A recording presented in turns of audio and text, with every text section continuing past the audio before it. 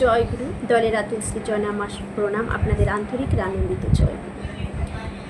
আমরা ঠাকুরবাড়ি গেলে আনন্দবাজারে প্রসাদ গ্রহণ করি। এই আনন্দবাজারের প্রসাদ যে ভক্তি ভরে গ্রহণ করবে তার অনেক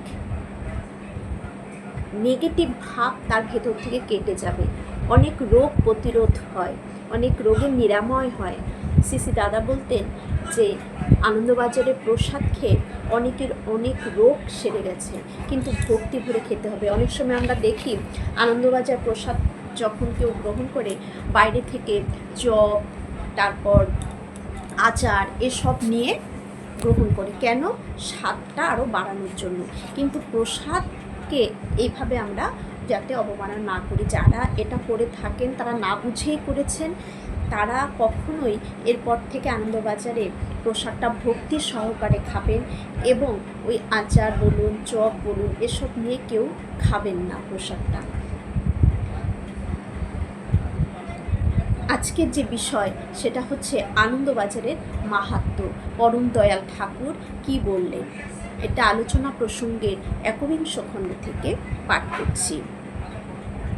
পঞ্চানন্দার শরীর অসুস্থ। শ্রী ঠাকুর তাকে প্যারিদার ব্যবস্থা মতো ওষুধ খেতে বললেন। পঞ্চানন্দা নর্মাল ফুডের, স্বাভাবিক খাদ্যের ওপর দাঁড়িয়ে শরীর যদি ঠিক না থাকে তাহলে সুবিধা হয় না। শ্রী ঠাকুর বললেন, নর্মাল ফুড, স্বাভাবিক খাদ্য, ওর থেকে আর ভালো কিছু নেই। বহু পরীক্ষা হয়ে গেছে। আমি বলছি ওই আনন্দবাজারের মরিচ ঘষার ডাল আর ভাতের কথা। মানে ঠাকুর বললেন যে শরীরকে যদি সুস্থ রাখতে চাই, ঠিক রাখতে চাই, তাহলে ওই আনন্দবাজারের যে খাবার তার থেকে আর ভালো কিছু নেই। সে আনন্দবাজারের মরিচ ঘষার ডাল আর ভাতের কথা ঠাকুর বললেন যে এই খাবারের মতন আর কোনো খাবার নেই। 20 বছর ধরে একটা লোকও মরেনি।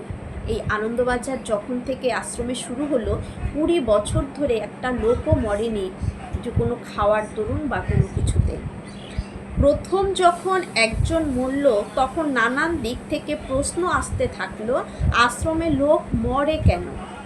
লোকের ধারণা ছিল আশ্রমের লোক মরে না। মানে 20 বছর কোনো লোক মারা যায়নি আনন্দবাজারে প্রসাদ খেয়ে।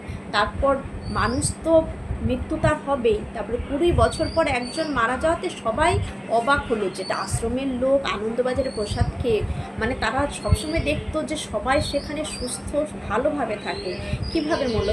তাদের ভেতরে একটা ধারণা হয়ে গেছিলো যারা আশ্রমে থাকে তারা কখনোই মরবে না। তাহলে কতটুকু পজিটিভ ধারণা সবার ভিতরে সঞ্চার হয়েছিল। লোকের ধারণা ছিল আশ্রমের লোক মরে না। তখন লোকের স্বাস্থ্যও ভালো ছিল, তারা কর্মঠ ছিল, আমিও খুব খাটতে পারতাম, শ্রী ঠাকুর বললেন।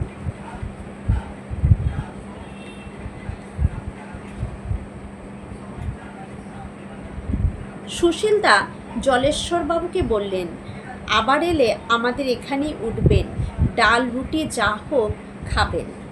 হরিনন্দদা, উনি আজ আনন্দবাজারে খাবেন। শ্রী ঠাকুর বললেন, আনন্দবাজার আমার মা প্রতিষ্ঠা করেন, মাতা মনমোহিনী দেবী আনন্দবাজার প্রতিষ্ঠা করেন। ভিক্ষা করে করে তিনি চালাতেন, ভিক্ষা করে করে আনন্দবাজার চালাতেন। তাহলে কতটা সেবা করতেন তিনি সকলের, যে ভিক্ষা করে এনে এই আনন্দবাজার চালাতেন, সবার পেটে যোগান দিতেন। একটা পোড়া লঙ্কা পেলে মনে হতো যেন ভোজ, যদি একটা পোড়া লঙ্কাও পাওয়া যেত মনে হতো একটা ভোজ। তখন বাইরে গেলেই সকলে কিছু না কিছু হাতে করে নিয়ে আসতো আশ্রমের জন্য। ওই সময়টা যখনই কেউ কোথাও বাইরে যেত আশ্রমের জন্য হাতে করে কিছু না কিছু নিয়ে আসতো, খালি হাতে কেউ ফিরতো না। একটা লাউ, কটা ঝিঙে, দুটো কচু, যে যেমন পারে আনতো। খুব সুখের দিন ছিল তখন। ঠাকুর বললেন, মাতা মনমোহিনী দেবী এই আনন্দবাজার ভিক্ষে ভিক্ষে করে করে এনে এই আনন্দবাজার তিনি চালাতেন।